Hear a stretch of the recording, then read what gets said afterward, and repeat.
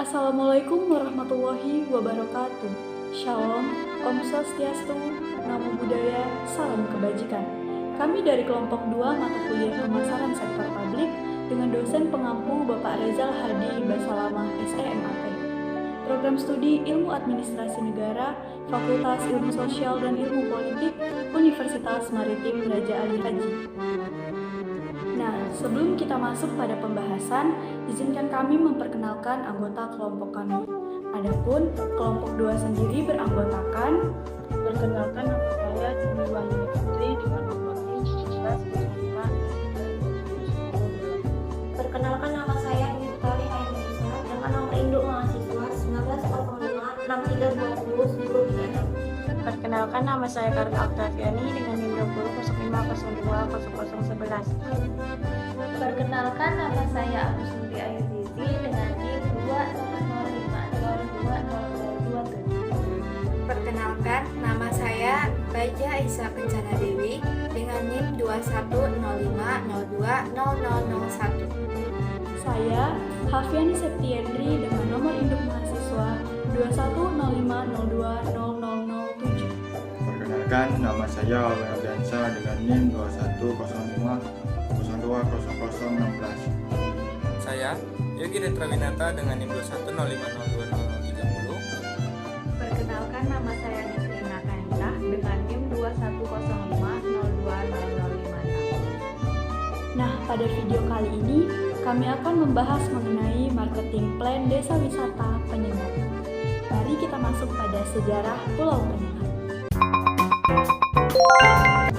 A. Profil Pulau Penyengat.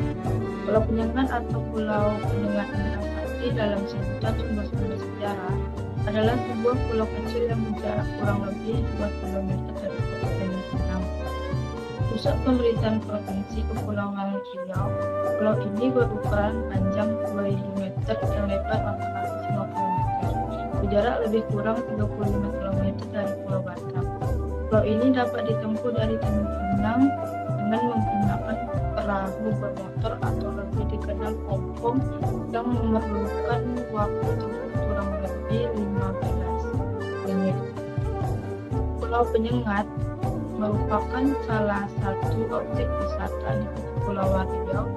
Di pulau ini tempat berbagai peninggalan bersejarah yang diantaranya adalah Masjid Raya Sultan Riau yang terbuat dari putih telur, makam-makam para raja, makam dari pahlawan nasional Raja Ali Haji, kompleks istana kantor, dan benteng pertahanan milik Bukit Kursi.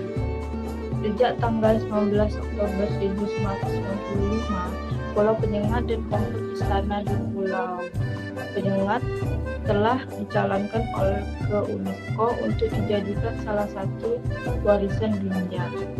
Di Pulau Penyengat ada banyak bangunan sejarah seperti berbagai berikut. Yang pertama, Masjid Raya Sultan Riau. Masjid ini awalnya dibangun oleh Sultan Mahmud pada tahun 1803. Kemudian pada masa pemerintahan yang di Tuan Muda VII Raja Abdurrahman tahun 1832, masjid ini direnovasi dalam bentuk yang terlihat saat ini. Bangunan utama masjid ini berukuran 18 x 20 meter yang ditopang oleh 4 buah tiang beton.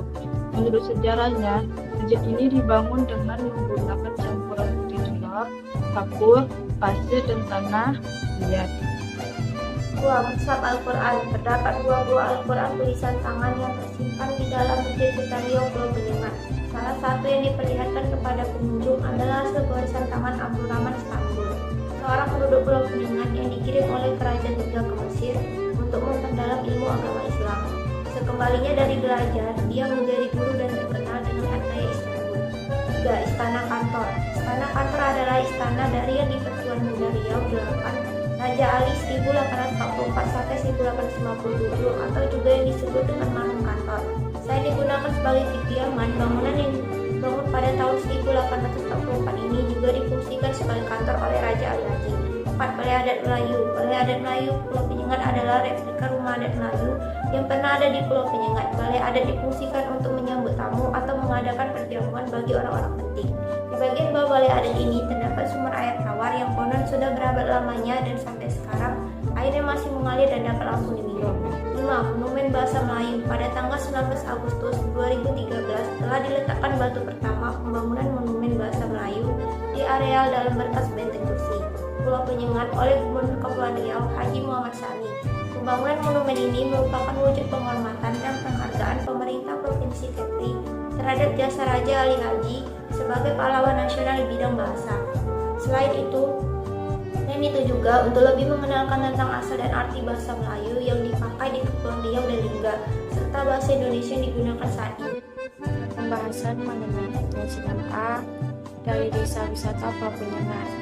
Menurut Wallace mengemukakan teori yang berbeda bahwa komponen pengembangan pariwisata terdiri dari 6A, yaitu atraksi, amenitas, layanan pendukung, aktivitas, akses, dan paket wisata. Dengan itu pun Provinsi Pulau Penyengat dengan 6A meliputi sebagai berikut. Pertama, atraksi atau attraction. Atraksi adalah seni budaya, warisan sejarah, tradisi, kekayaan alam, hiburan yang merupakan daya tarik wisatawan di daerah tujuan wisata. Adapun salah satu warisan tradisi di Pulau Penyengat dikenal sebagai Pulau Hadiah Perkawinan dari Sultan Mahmud Shah kepada sang putri atau istri Engku Putri Raja Hamidah pada tahun 1603. Adapun salah satunya atraksi di Pulau Penyengat, Kota Tanjung Pinang ialah wayang cicak adalah salah satu jenis kesenian menjadi khasnah tradisi lisan di Pulau Penyengat, Kota Tanjung Pinang, Provinsi Kepulauan Riau. Tradisi lisan dengan mendewa wayang ini merupakan akulturasi antara budaya Tionghoa dan budaya Melayu. Kesenian ini merupakan sebuah kesenian yang menggunakan boneka tangan terbuat dari kain perca dimainkan oleh dalang. Yang kedua, amenities atau amenitas. Amenitas memiliki arti yaitu fasilitas. Amenitas merupakan pelengkap dari atraksi utama wisata. Pulau Penyengat merupakan pulau yang menyimpan banyak nilai sejarah. Pulau ini juga termasuk pulau yang berpenghuni, sehingga fasilitas yang terdapat di pulau ini cukup memadai. Ada masjid yang menjadi kebanggaan warga yang dapat digunakan untuk beribadah maupun untuk berwisata religi. Selain itu, bagi yang ingin bermalam di Pulau Penyengat juga telah tersedia beberapa penginapan, sedikitnya 17 homestay. Lokasinya tersebar merata di setiap sudut pulau. Harga sewa yang ditawarkan pun beragam sesuai dengan grade fasilitasnya. Beberapa mematok label 300.000 per malam untuk extravagant yang dikenakan tambahan biaya 50.000 per malam. Dan ada juga beberapa warga yang menyediakan rumah mereka untuk penginapan yang disewakan. Terdapat pula warung dan pertokoan yang berjajar menjual cemilan maupun oleh-oleh untuk dibawa pulang. Oleh karena itu, tidak perlu untuk repot-repot membawa cemilan terlalu banyak dari rumah. Fasilitas toilet dan kamar mandi pun ada banyak sekali sehingga mudah untuk ditemukan di mana saja. Umumnya fasilitas toilet dan kamar mandi yang disediakan akan memberikan tarif masuk. Bahkan di sana terdapat tempat untuk menyewa pakaian tradisional khas Melayu. Disediakan berbagai pilihan warna seperti kuning, merah, dan hijau. Pakaian tradisional tersebut mempunyai nama yaitu kebaya labu. Apabila menyewa selama 15 menit, maka harga yang perlu dibayarkan yaitu sebesar Rp25.000 saja. Yang ketiga, ancillary atau layanan pendukung. Terkait kelembagaan, ada beberapa upaya yang dilakukan oleh Dinas Kebudayaan dan Pariwisata Tanjung Pinang dalam mempromosikan Pulau Penyengat agar terkenal oleh turis lokal maupun asing, yaitu pertama, disediakannya pusat informasi pariwisata. Yang kedua, diadakannya Festival Pulau Penyengat, festival yang digagas Kementerian Pariwisata dan Ekonomi Kreatif. Yang ketiga, diadakannya kerjasama dengan travel bureau. Yang keempat, memperbanyak iklan tentang Pulau Penyengat. Yang keempat ada activity atau aktivitas. bisa dilakukan ketika di Pulau Penyengat, yaitu berkeliling dengan sepeda, mengelilingi kawasan pulau dengan menaiki sepeda yang bisa disewa dengan harga terjangkau. Tentu saja hal ini terasa sangat seru karena akan melihat pemandangan sekitar dengan angin yang sepoi-sepoi. Lalu ada berwisata religi ke Masjid Raya Sultan Riau. Di Pulau Penyengat terdapat sebuah masjid yang terkenal yang dijadikan sebagai wisata religi untuk wisatawan. Selanjutnya, tur sastra. Pulau Penyengat sendiri telah populer sebagai pulau literasi. Selanjutnya, berburu kuliner Melayu. Ada berbagai menu hidangan khas Melayu yang mudah didapatkan di pulau tersebut. Menu yang banyak diburu wisatawan seperti ayam kecap, acar kuning, pacai nanas, daging masak kurma, dan nasi berbumbu. Selain itu, terdapat pula minuman penyegar bernama dohot yang sangat khas dengan Melayu. Minuman yang satu ini sangat ampuh untuk mencegah terkena panas dalam. Selanjutnya ada pengalaman berbusana tradisional Melayu. Selanjutnya ada pengalaman gurindam. Gurindam 12 yang dijadikan bahan bergurindam adalah hasil ciptaan Raja Ali Haji, seorang tokoh sejarah dari kerajaan Riau hingga Johor Pahang, yang juga jadi leluhur masyarakat Penyengat. Tur sejarah. Dalam tur ini, pengunjung diajak berkeliling Pulau Penyengat dengan menaiki sepeda. Yang kelima ada accessibilities atau akses. Aksesibilitas sebagai sarana dalam memudahkan wisatawan agar bisa mencapai daya tarik wisata berada. Jika telah mencapai kota Tanjung Pinang, maka hanya perlu melanjutkan perjalanan dengan menyeberangi laut menggunakan perahu pompong dari dermaga Tanjung Pinang.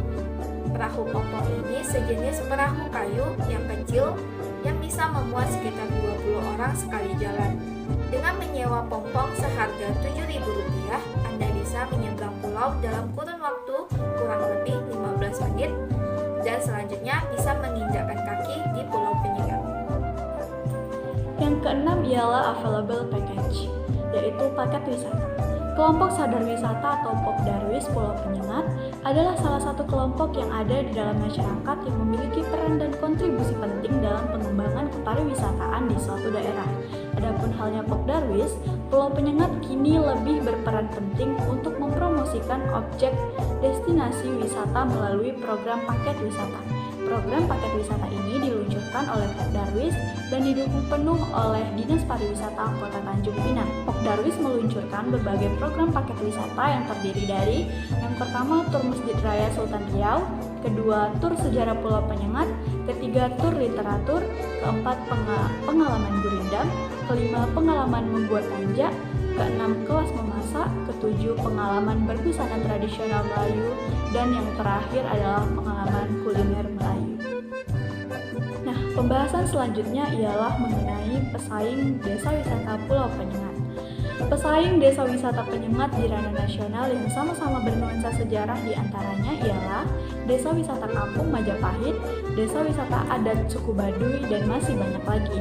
Nah, kemudian untuk di daerah Kepulauan Riau sendiri, kemungkinan desa wisata yang menjadi pesaing Pulau Penyengat diantaranya ialah Desa Wisata Kampung Teri di Batam, Desa Wisata Ekang, Desa Wisata Kampung Tuah Bakau Serip, Desa Wisata Benan, Desa Wisata Resun, dan masih banyak lagi desa-desa di Kepulauan Riau yang berpotensi menjadi desa wisata dengan keunikan dan daya tariknya masing-masing.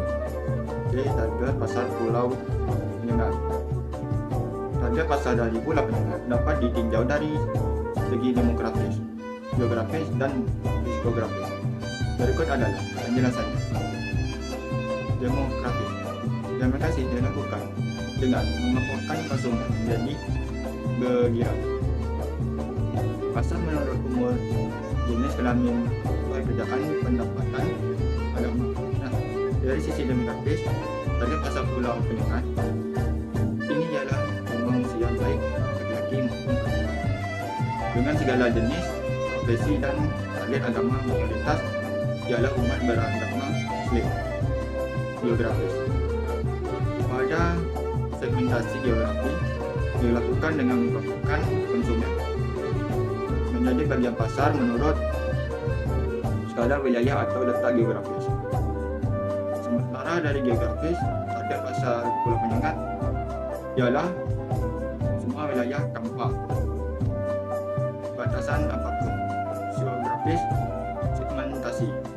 Geografis bukan didasarkan pada karakteristik status mental, seperti motivasi, kepribadian, minat, dan gaya hidup.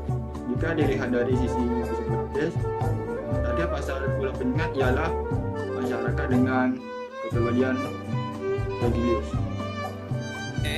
Hasil target Pulau Penyengat.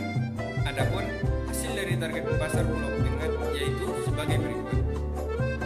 Yang pertama, demografis. Pulau Penyengat seringkali dikunjungi oleh anak-anak bersama dengan orang tuanya ketika liburan sekolah tiba. Tak hanya saat libur sekolah tiba, di hari-hari biasa juga banyak yang berkunjung ke Pulau Penyengat. Wisatawan yang datang pun beragam, baik yang dari dalam provinsi Kepulauan Riau sendiri maupun yang dari luar provinsi Kepulauan Riau.